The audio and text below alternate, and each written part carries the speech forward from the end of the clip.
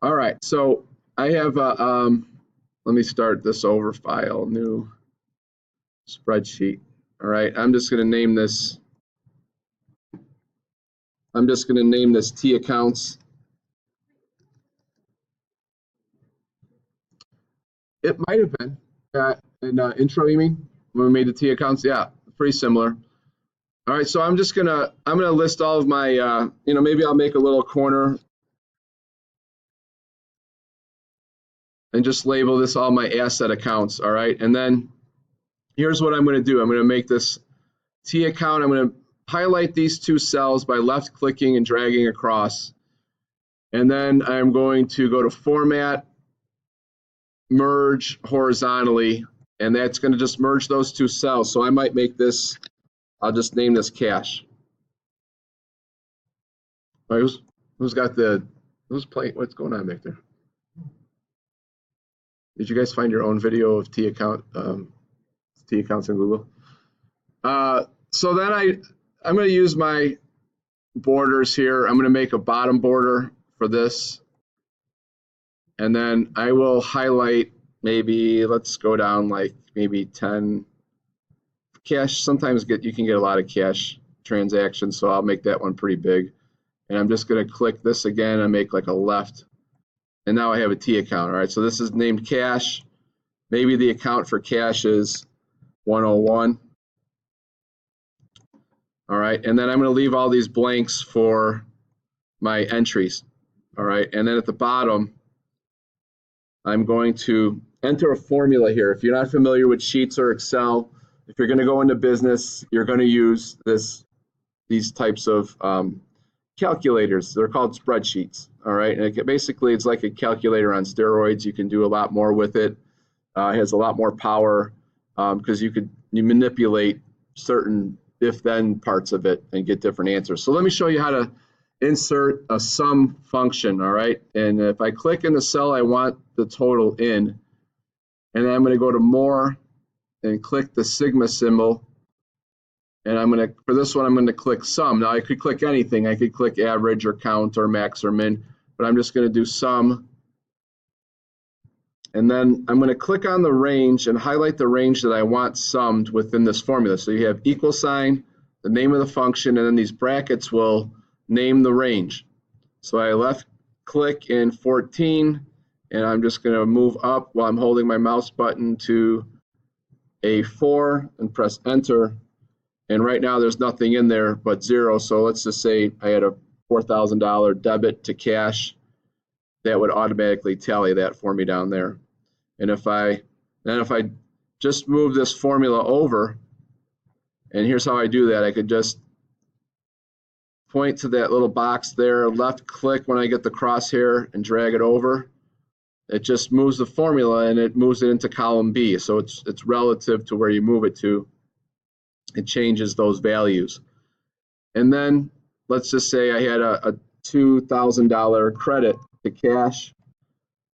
That would tally that down there. Now to get the balance, if I'm going to have a balance on the debit side for cash, I'll always have a cash debit on the balance side. Then I could just do this, equal sign, and then debit side, click on that first, minus as the operator, just the hyphen, and then click on that cell and press enter. My cash balance is 2,000. So now as I go through this, let's say I had a $300 or $700 credit or debit, sorry, and another $300 credit, and I punched in a $100 debit and a $3,000 debit. My new balance for cash would automatically be calculated down there, so I don't have to go through and add all those things up. All right, and then just to decorate this thing a little bit, I could select the cells that exist within the T account and click this $sign, and that'll change it all the accounting currency for me. All right, now you may be saying, I got to do that for every account. Well, you could just do this, select it all, copy it, and now I have paste. I could change this to accounts receivable, and I might name that one 102. And then I can get rid of all these. I could just clear these out. And now I have accounts receivable with a balance there, okay? Now if you did accounts payable, let's just say we're doing a liability now. Where are you at? Copy. And let's just say that this was accounts payable.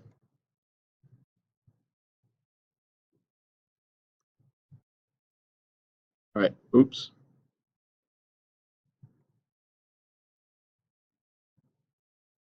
And let's just do this right away. I'll name it 201.